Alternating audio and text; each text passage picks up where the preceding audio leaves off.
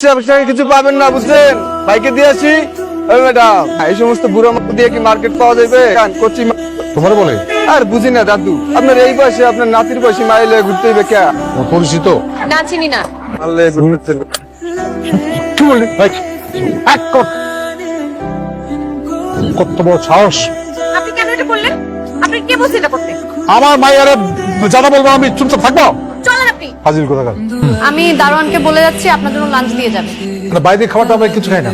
বাইরের খাবার দাবার খাবেন না, তাহলে কি খাবেন? কেন, তুমি রান্না করো নাই? আমি রান্না করতে পারি না, আমার অফিসে। তো বড় মাইয়া, তুমি রান্না করো নাই? আরে আপনার কি সমস্যা? আমি নিজের রান্না নিজেই করে নিচ্ছি, ব্যাস, লাগবে না। আপনার রান্না করতে হবে না। রান্না করতে কথা বলো না। রান্নাঘর ওইদিকে, কিন্তু আপনি রান্না ঠিক করার আছে, কোনো দেখে দরকার আমি- নেই। আচ্ছা, আমি যাচ্ছি, কিন্তু আপনি বাসা থেকে বেরোবেন না। সবুজ, আমি একটু অফিসে যাচ্ছি, তুমি একটু খেয়াল রাখো। হ্যাঁ, কেন, কোনো কিছু হয়েছে আপা? বাসায় একজন গেস্ট আছে, তো ওনাকে তুমি বাইরে যেতে দিও না, ঠিক আছে? যদি বেশি জোরাজুরি করে বাইরে যাওয়ার জন্য আমাকে একটা ফোন দিবা। আচ্ছা, ঠিক আছে আপা, আসেন।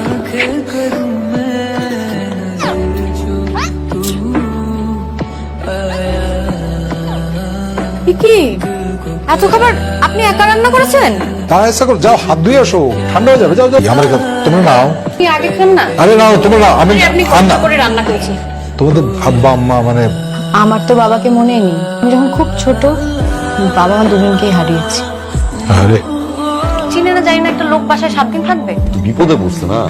আমি ওনাকে একা বাসায় রেখে অফিস যাবো কিভাবে? কি বিশ্বাস? আচ্ছা শুনো, ফারজানা, আরে কই, বেলা 9টা বাজে। ফারজানা, ওঠো। আপনিও প্যান্ট সেলাই করছেন কেন? ছেঁড়া প্যান্ট ঠিক করে দিচ্ছি। এটা ডিজাইন, এটা ছিঁড়ে নাই। তো ছেঁড়া একটা প্যান্ট ডিজাইন কি? ওটা সেলাই করতে হবে আমাকে, আমাকে দেন। সাবধান, এটা কি বললো? লাইটার? না না, লাইটারটা। তুমি সিগারেট খাও না কি? হ্যাঁ? না, আমি সিগারেট খাই না। আস্তে কথা বলুন, প্রার্থনা শুনবে। শোনো, এই, যাও।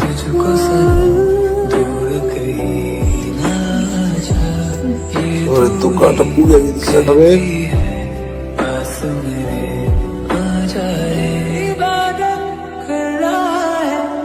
কিছুদিন যাবত রমজান চাচার প্রতি কেন যেন বাবার ভালোবাসা বেড়ে যাচ্ছে। তুমি জানো, সত্যি তো আমাদের মাথার উপর তো কখনো কোনো মুরব্বীর ছায়া ছিলই না। উনি আসার পর থেকে কি পরিমাণ টেক কেয়ার করছে। আমার জ্বরের সময় যে সেবাটা করলো, ওটা না করলে মনে হয় উঠে বসতেই পারতাম। অথচ আমি ওনার সাথে কত খারাপ ব্যবহার করেছি। ওনাকে আমাদের সাথে আর কিছুদিন থেকে যেতে বলি। আমাদের বাসাটা এত ছোট, উনি ওখানে ফ্লোরিং করে, আমরা রুমে খাটে ঘুমাই। ওনার সামনে দিয়ে চলাফেরা যাওয়া আসা, একটা প্রাইভেসিটাও একটা প্রবলেম। দেখি বিবেক একটা বাসা পাই কিনা। ঠিক আছে, তুমি টেনশন করো না, আমি দেখি একটা ব্যবস্থা হয়ে যাবে।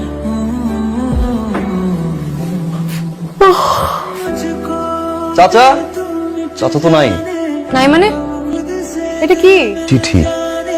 চিঠি? আমাকে দেখতে না পেয়ে যখন এই চিঠিটা পাবে, আমি তখন আমার বাড়ির উদ্দেশ্যে তোমাদের কথাই ভাবছি। নিজেও বুঝিনি কখন তোমরা আমার সন্তানই হয়ে গেছো। তোমরা যেমন বাবার ছায়া থেকে বঞ্চিত, আমিও তেমনি সন্তানকে কাছে না পাওয়া এক বাবা। কিন্তু আমি বুঝতে পারিনি বাবার সামনে মেয়ের প্রাইভেসিতে ঝামেলা হয়, বিদায় দিতে নিতে কষ্ট হবে, তাই পালিয়ে এলাম। এতে তোমার বাবার মতন কেউ না বলে চলে গেল।